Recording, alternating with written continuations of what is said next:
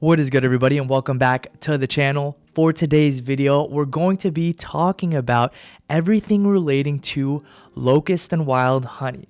No, not the channel's namesake, Locust and Wild Honey clothing. If you follow me or LWH Clothing on Instagram, then you're already well aware of the collection that is about to drop on the 31st. Or maybe you've already seen the vlog uploaded here to the channel around the Locust and Wild Honey campaign. Whether this is your first time hearing about it or you've seen or heard about it already, I'm just so thankful that you're here and have any level of interest in what we're doing here. Now, we are going to be highlighting all of the garments today. We're going to talk about pricing, we're going to talk about sizing, and we're going to just kind of highlight each and every garment specifically. But before we do that, I did want to give you a little backstory, set up a little bit of foreground as to how we got here today. The reason for that being is that I do believe there's value for anybody out there that has a dream, a goal, or just something that they want to achieve in their lifetime, and that at times you will run into hiccups, at times you will waste money and time, resources, you're gonna feel discouraged. But my hope is that me being transparent with you, that you'd be encouraged to keep pushing, to make no excuses, and to go after your goals. So with that, here's kind of the story of how LWH Clothing came to fruition. Over the course of this past 2 years, I can say definitively that I have shared some small victories from week to week and month and ultimately years. But in that very same breath, I did waste a lot of money. I felt really discouraged along the process as I ran into quality issues. I ran into issues relating to being able to repeat the process and keeping things consistent. Wash processes. This is another whole other animal that I was trying to tackle to try and get this aesthetic that I had kind of consummated in my mind and package it all up into a garment that would reflect what I had kind of dreamed up, if you will. I ended up working with a grand total of 6 different factories, some of which scammed me altogether, and others just didn't work out at all. Man, I can't even begin to tell you the amount of time, stress, effort, frustration, anger, even tens of thousands of dollars that felt like was just ultimately being wasted. And truthfully, I was beginning to lose hope to some degree. But where your hope starts to fade, that is where faith comes in. Faith is the belief in things not yet seen. Honestly, I believe this was a dream given to me by God that I needed to see to completion. And that's where I met this wonderful manufacturer and led to me making my first big purchase order after a few rounds of very fire samples. I did share those samples on my Instagram stories and they were very well received, but I digress.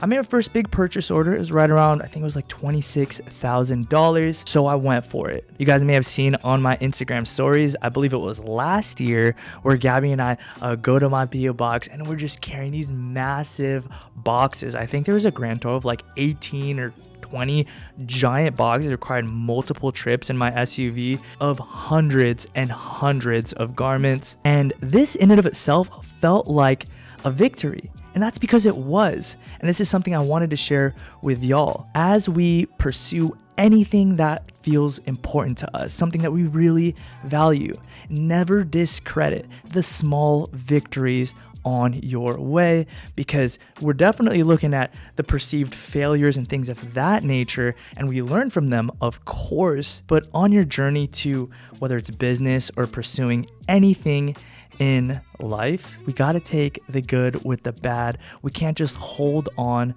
to the struggles along the way, because sometimes that can ultimately be fear, and fear is debilitating, causing you to quit and stop hope, ultimately drowning out faith. You got to give credit to yourself where it's due. And even though this was like a small victory along the path, it was a victory nonetheless, because I had my product. So count your small victories. Anyways, I still had a long way to go, especially relating to the business side, which is why I'm so grateful that YouTube is a thing. There's so many awesome resources in relation to learning how to grow and scale a business. Now, this is the crossroads in the story where my persistence intersected with a level of grace. The way that I define grace is unmerited favor, kind of like favor that you don't really deserve. Now, if you guys didn't know, back in 2017, I became one of Minimal's biggest brand ambassadors, and they and I have had an amazing relationship throughout the years. I actually run a whole other YouTube channel for them reviewing their garments. But anyways, I digress. About a year ago, Minimal was acquired by a very, very large and powerful brand known as AKA, and I was given the opportunity to partner with Minimal and AKA, where they would handle everything relating to marketing, warehousing, customer service, shipping, and fulfillment.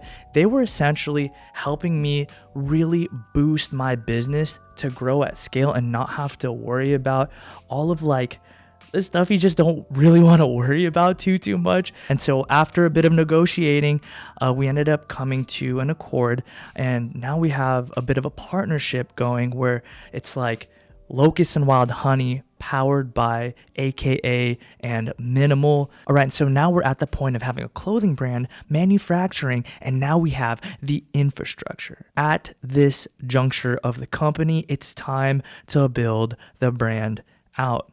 I did think to myself that I do want to build this brand, Genesis, and every collection after it on a founding set of principles that can ultimately be simplified into two simple principles. The first one being that I want to make garments that my friends and I would actually wear.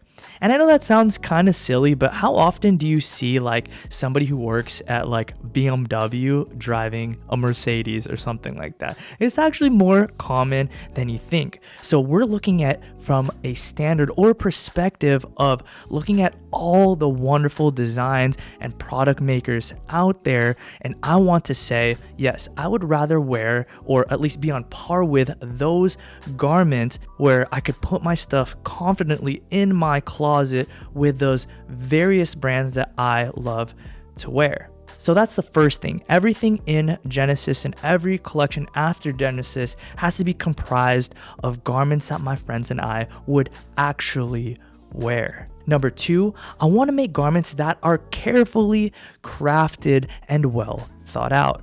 I want my brand to have character. I want it to be an encapsulation of things that I find important.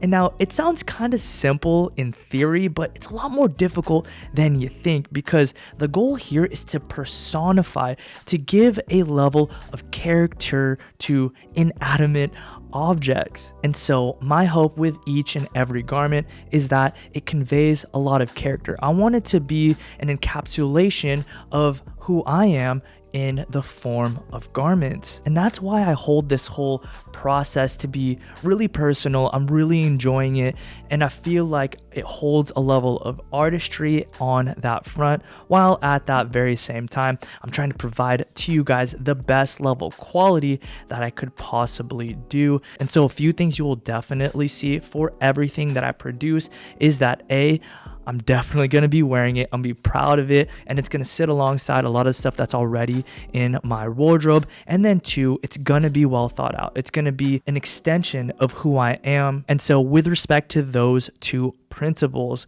we have the brand that is Locust&WildHoney clothing.